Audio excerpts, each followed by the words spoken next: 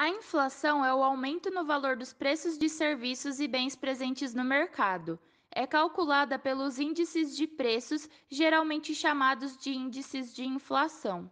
Ela pode ser dividida em quatro formas, sendo a demanda, quando há muita procura em relação à produção de algo de um devido setor, custos, quando há aumento de salários e da matéria-prima, porém como o nível da demanda é igual, inercial, que ocorre porque muitas pessoas esperam que o aumento dos preços continue a crescer, e estrutural, que ocorre quando há falta de efeito das infraestruturas que estão presentes dentro de um processo de produção. O Instituto Brasileiro de Geografia e Estatística, IBGE, está vinculado ao Ministério do Planejamento, Orçamento e Gestão do Brasil. De acordo com o próprio Instituto, a sua principal missão é retratar o Brasil com informações necessárias ao conhecimento de sua realidade e ao exercício da cidadania.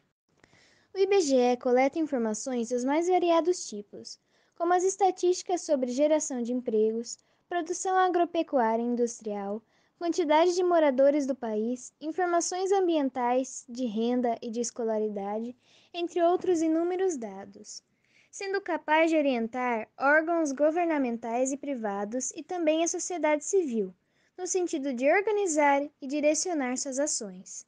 O IBGE é responsável também pelo Censo Demográfico, que acontece a cada 10 anos e realiza pesquisa em todos os domicílios do Brasil. O IPCA, Índice de Preços ao Consumidor Amplo, é um dos índices de inflação mais tradicionais e importantes do Brasil. Sua função é medir a variação dos preços de um conjunto de produtos e serviços vendidos no varejo e consumidos pelas famílias brasileiras. O resultado da conta indica se, na média, os preços aumentaram, diminuíram ou permaneceram estáveis de um mês para o mês seguinte. O alvo da metodologia do IPCA são as famílias com rendimento de 1 a 40 salários mínimos. Qualquer que seja sua fonte de renda, para chegar ao índice de inflação, são coletados os preços entre o dia 1 e 30 de cada mês, em lojas e estabelecimentos de prestação de serviço, concessionários de serviços públicos como água ou energia elétrica, além da internet. A cesta de produtos e serviços pesquisados mensalmente envolve itens de natureza variadas. Entram arroz e feijão, é claro, mas também consulta médica, mensalidade escolar, aparelhos eletrônicos e atividade de lazer. Para chegar à composição da cesta de produtos e serviços que terão os preços acompanhados regularmente, o IBGE faz parte da Pesquisa de Orçamentos Familiares, a POF. Esse levantamento indica que peso cada tipo de gasto tem no orçamento médio dos brasileiros. A POF é atualizada de tempos em tempos, afinal, a cesta de consumo atual dos brasileiros é diferente da que vigorava há 10 ou 20 anos. Quando isso acontece, o cálculo do IPCA também é modificado. O objetivo é assegurar que o índice reflita uma situação o mais próximo possível da realidade das pessoas. A composição do IPCA foi atualizada no início de 2020. Um total de 377 diferentes itens passaram a ter seus preços coletados todos os meses, dividido em 9 grupos de gastos. Os grupos são alimentação e bebidas com 19,3%, habitação com 15,6%, artigos de residência com 3,8%, vestuário com 4,6%, transportes com 20,6%, saúde e cuidados das pessoas 13,5%, despesas pessoais 10,7%, educação 6,1% e, por último, comunicação 5,7%. A versão atual da cesta do IPCA inclui elementos que até pouco tempo atrás nem existiam, como transporte por aplicativos ou serviço de streaming, além de pacote de telefonia, internet e TV por assinatura, por exemplo. Por outro lado, saíram itens que deixaram de ter representatividade na estrutura dos gastos das famílias brasileiras, como máquina fotográfica, revelação e cópia, locação de DVD, telefone público, além de carne em conserva e patê. Também é importante lembrar que as regiões do Brasil têm um peso diferente na composição do IPCA. Os dados são coletados nas regiões metropolitanas das 16 capitais, mas cada um tem a sua representatividade específica no cálculo. O que determina essa diferença é a renda média das famílias. Assim, lugares em que o rendimento é maior pesam mais no IPCA. A estrutura de pesos regionais do indicador é a seguinte: Rio Branco com 0,5%, São Paulo com 32,3%, Belém com 3,9%, Curitiba com 8,1%, São Luís com 1,6%, Porto Alegre com 8,6%, Fortaleza com 3,2%, Campo Grande com 1,6%, Recife com 3,9%, Goiânia com 4,2%, Aracaju com 1%, Brasília com 4,6%, Salvador com 6%, Belo Horizonte com 9,7%, Vitória com 1,9% e Rio de Janeiro com 9,4%. o IPCA faz parte de uma importante estratégia da política monetária no Brasil. É o indicador de referência para o sistema de metas de inflação criado em 1999. Segundo esse sistema, o país se compromete a adotar estratégias para conseguir manter a inflação dentro de uma faixa fixada periodicamente pelo Conselho Monetário Nacional. Em 2020, a meta era de 4% ao ano, com um intervalo de tolerância de 1,5 ponto percentual para cima ou para baixo. A meta será considerada cumprida se ao final do ano o IPCA acumulado se encontrar dentro da faixa entre 2,5% e 5,5%. A principal ferramenta que o Banco Central tem para fazer cumprir a meta de inflação é a taxa de juros. Por isso, a Selic, juros básicos da economia brasileira, é aumentada quando os preços começam a subir de maneira perigosa. Taxas mais altas tendem a encarecer o crédito e frear o consumo. Já quando os preços estão controlados, o Banco Central tem mais liberdade para reduzir os juros e estimular a economia. Caso as medidas não sejam suficientes e o IPCA encerre o ano em um patamar acima do previsto no sistema de metas, o presidente do Banco Central precisa se explicar ao ministro da Fazenda, indicando que ações serão adotadas para que a inflação volte para a faixa de tolerância e em quanto tempo isso ocorrerá. O Índice Nacional de Preços ao Consumidor, INPC, foi criado pelo Instituto Brasileiro de Geografia e Estatística, IBGE, em 1979. Sua intenção foi a de embasar o cálculo dos reajustes salariais do país. O Índice Nacional de Preços ao Consumidor engloba famílias de áreas urbanas que ganham de 1 a 5 salários mínimos. Ele visa calcular a variação de preços de serviços e de produtos utilizados pelas famílias. Para entender para que serve o INPC, é preciso compreender o processo inflacionário. Em linhas gerais, a inflação diz respeito ao aumento dos níveis de preços. Nem todas as pessoas são afetadas da mesma maneira pelo aumento dos preços e devido à proporção de indivíduos presentes nas classes mais vulneráveis da sociedade brasileira, é fundamental que seus hábitos sejam rastreados. Consequentemente, fatores como o aumento salarial, por exemplo, podem ser decididos de acordo com o que é apontado no INPC.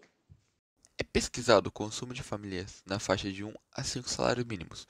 Para captar esse dado, considera-se uma pessoa de referência por família. No Brasil, a proporção de conglomerados familiares nessa situação se aproxima de 50%. De acordo com dados da Pesquisa de Orçamento Familiar, POF, existem dois parâmetros que são os principais guias do cálculo do INPC. São eles: os preços em voga nas cidades que estão inclusos no Sistema Nacional de Índice dos Preços ao Consumidor, SNIPS, o peso de cada produto presente na cesta de consumo dessa parcela da população. As cidades incluídas no Sistema Nacional de Índice do Preço ao Consumidor são as regiões metropolitanas de Aracaju, Rio Branco, Salvador, Rio de Janeiro, Belo Horizonte, São Paulo, Vitória, Fortaleza, Curitiba, Distrito Federal, Recife, Goiânia, Campo Grande, Belém, São Luís e Porto Alegre. Nessas cidades são analisados os gastos com os principais itens da cesta de consumo. Alguns deles são educação, vestuário, habitação, despesas pessoais, saúde e cuidados pessoais, transportes, comunicação, alimentação e bebidas e artigos de residência. Cada um desses setores tem um peso. É possível consultá-los no site do IBGE, bem como outras informações oficiais sobre o índice. Em geral, os dados são coletados do primeiro ao 30º dia de cada mês pelo IBGE. Os profissionais do Instituto visitam residências, concessionários de serviços públicos e de internet, estabelecimentos comerciais e prestadoras de serviço. O resultado da pesquisa é divulgado aproximadamente 8 dias úteis após esse período. inflação impacta na rentabilidade dos investimentos. Esses impactos podem ser vistos tanto na renda fixa quanto na variável. Na renda fixa, a inflação pode ser utilizada como índice de referência para taxas de rentabilidade em investimentos. De modo geral, o IPCA é utilizado para isso. No Tesouro IPCA, por exemplo, é possível ter sempre rendimentos acima da inflação. O INPC pode ser igualmente importante para quem busca conquistar bons resultados em alguns setores. Algumas aplicações financeiras podem ter remuneração atrelada a ele. A taxa Selic, taxa básica de juros brasileira, também tem relação próxima com a inflação. O aumento da Selic pode ser uma forma de controlar o processo inflacionário, impactando também os juros da renda fixa. Na renda variável, o INPC pode ser um indicador muito usado nas metas dos fundos de pensão. Além disso, ele pode ser útil para investigadores que pensam em aportar no setor do agronegócio. Isso porque engloba itens de cesta básica, como carnes e ovos. A inflação acontece quando a oferta de dinheiro aumenta, desvalorizando a moeda. É percebida especialmente através da elevação de preços, pois a oferta maior de dinheiro reduz o poder de compra dos consumidores. Por exemplo, se a oferta de diamantes se tornasse tão abundante quanto a de vidro, o preço de mercado de produtos que contenham diamantes cairia drasticamente. Do mesmo modo, quando a quantidade da moeda ofertada aumenta, seu valor cai, e o poder de compra diminui, assim como a quantidade de bens que pode ser adquirida com uma unidade desse dinheiro. As 6 causas da inflação são: gastos públicos. Os governos são responsáveis pela emissão do dinheiro. Quando eles decidem imprimir mais moeda do que o habitual, poderão fazer com que o poder de compra seja reduzido. Assim, os preços sobem. Outra maneira que os gastos públicos podem contribuir para a inflação é através dos impostos. O maior recolhimento aumenta os custos das empresas e, dessa maneira, o acréscimo é repassado aos preços para o consumidor final. Cartéis. Quando há pouca concorrência em um mesmo segmento da economia, as empresas podem formar os chamados cartéis. Neles, as organizações controlam os meios de produção e distribuição dos produtos e serviços. Dessa forma, as empresas têm o poder de regular a oferta e ainda determinar os preços dos ativos, deixando os clientes reféns de suas políticas.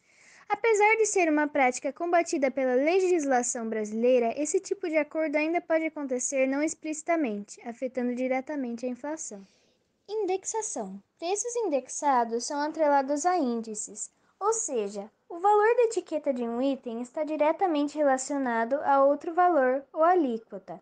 É comum, por exemplo, que o preço dos aluguéis seja indexado ao IGPM. Assim, os reajustes do pagamento são realizados de acordo com a alíquota do Índice Geral de Preços Mercado. Nesse caso, o preço vai acumulando os reajustes e, dessa forma, a inflação de hoje é o patamar inicial de amanhã. Custos de produção. Sempre que matéria-prima, impostos ou outros custos de produção aumentam, o valor é repassado ao consumidor no preço final. Por isso, quando há oscilação nos gastos das empresas, a inflação também sobe. Oferta insuficiente. Essa é uma das causas reais da inflação. Na relação de oferta e demanda, quando não há produção suficiente, o comprador paga o valor que for necessário para adquirir um bem ou serviço. Assim, se a demanda é maior do que a oferta, a tendência natural é que os preços subam. A estratégia é adotada também como maneira de frear e procurar por um determinado ativo. Inércia.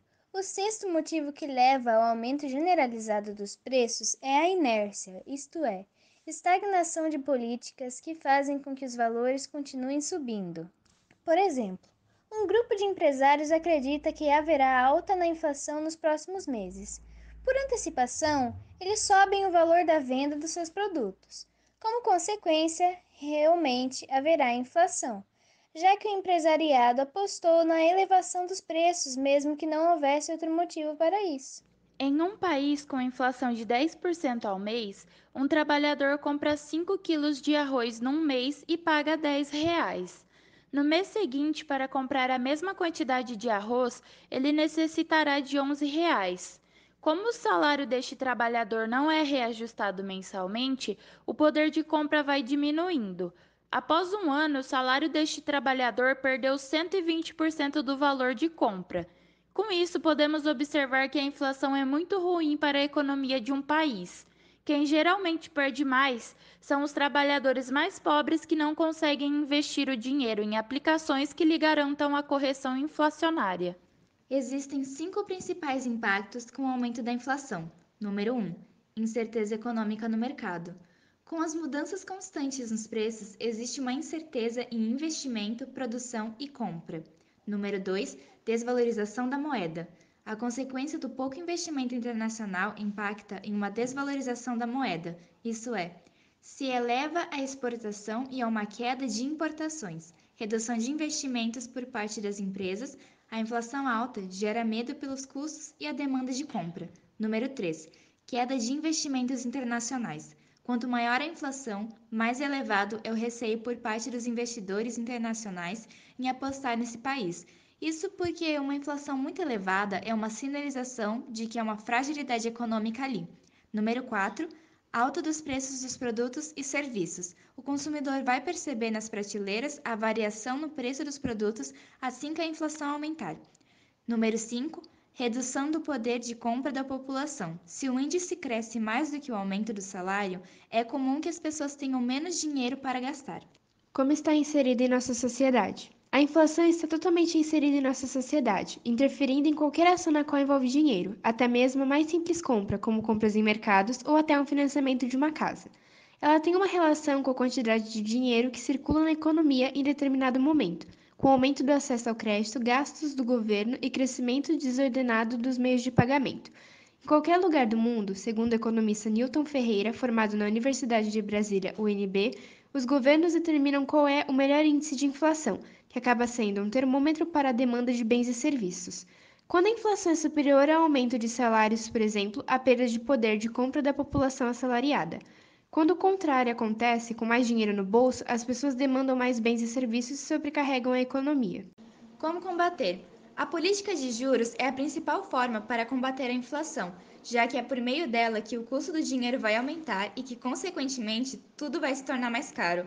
Dessa forma, menos pessoas vão consumir bens ou serviços e logo os preços, que é a inflação, vão começar a diminuir. Claro, em teoria, porque a elevação dos juros não é uma medida sustentável, já que causa uma série de consequências sistemáticas. Outra possibilidade é apostar nos aluguéis de imóveis, seja adquirindo um imóvel físico, seja investindo em fundos imobiliários ou outros papéis. Isso porque os contratos de aluguel costumam prever que eles sejam reajustados todos os anos por algum índice de inflação. Assim, o valor recebido mensalmente refletirá essas variações. O mercado de aluguéis, no entanto, pode sofrer o impacto de outras variáveis que prejudicam o rendimento. Se houver, por exemplo, uma recessão econômica, a tendência é de que os inquilinos troquem aluguéis caros por baratos. Nesse entremeio, o imóvel deixará de render enquanto permanecer vazio. Riscos como esse precisam ser considerados. No mercado acionário, uma forma de tentar capturar os efeitos da inflação é apostar nos papéis da empresa, que tenham seus produtos ou serviços reajustados segundo o índice de preços. Os exemplos mais óbvios são os papéis de empresas que prestam serviços essenciais regulados, como as distribuidoras de energia elétrica, por exemplo. Em geral, nesses casos, isso está previamente em contrato. Também nesse caso, a proteção contra a inflação não é uma garantia. É preciso lembrar que uma variedade de fatores pode influenciar tanto na distribuição de dividendos por uma empresa, quanto na oscilação das suas ações. São aspectos econômicos e de mercado que muitas vezes pouco têm a ver com o desempenho da companhia em si. Já na renda fixa, existem papéis atrelados diretamente a índices de inflação. Na prática, eles oferecem uma taxa de juros acertada no momento do investimento e, além disso, pagam também a variação de um indicador, o IPCA, é o mais frequente. Nesse caso, a proteção contra a inflação é assegurada. A deflação é exatamente o contrário da inflação. É definida como a queda generalizada nos preços de bens e serviços em um determinado período de tempo. Quando a procura por um determinado tipo de produto ou serviço está escassa, o empresário se vê obrigado a diminuir os preços, Ou então, quando há muita ocorrência, isso pode ter influência negativa, necessitando da queda dos preços novamente por parte dos empresários. Essa redução prolongada do índice de preço dos produtos faz com que o consumidor consiga fazer a compra com a mesma quantidade de dinheiro, sem necessidade de um aumento salarial. Então significa que a economia melhorou? Errado. Esta afirmação está equivocada. Segundo especialistas, os consumidores deixam de consumir, valendo-se da ideia que o dinheiro valerá mais no futuro e isso gera uma nova queda nos preços. Uma das causas é a economia em crise ou recessão. Os consumidores acabam forçando os empresários a reduzirem os preços. Os mais prejudicados nesse momento são os devedores. Suponhamos que você tenha financiado uma casa por um período de 20 anos. O que acontece é que, com a queda nos preços, você terá que pagar mais do que o bem passou a valer. Enumerando algumas situações ruins que a deflação traz para a economia do país, temos: mesmo com a redução de preços, as fábricas não conseguem vender seus produtos facilmente. Demissão de trabalhadores e aumento do número de desemprego. Uma loja de departamento em que os funcionários ganham um adicional por venda. A partir da queda nas vendas, essa comissão também diminui e pode ser até cortada. E como todos os setores estão interligados, uma crise influencia diretamente em outra. Dentro da inflação, temos um fator que se chama desinflação. É quando os preços continuam subindo, porém a moeda está desvalorizada, e assim a inflação perde sua força.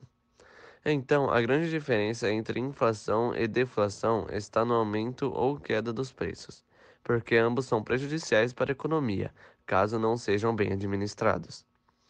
Uma queda muito brusca nos preços é ruim, assim como um aumento repentino também.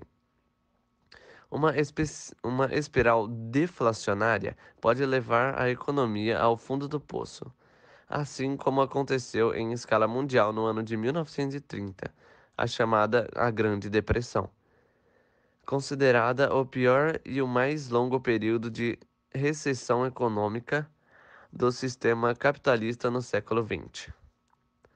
Este período de depressão econômica causou altas taxas de desemprego, quedas drásticas do produto interno bruto de diversos países, bem como quedas drásticas na produção industrial, preços de ações em praticamente todo o medidor de atividades econômicas, em diversos países do mundo.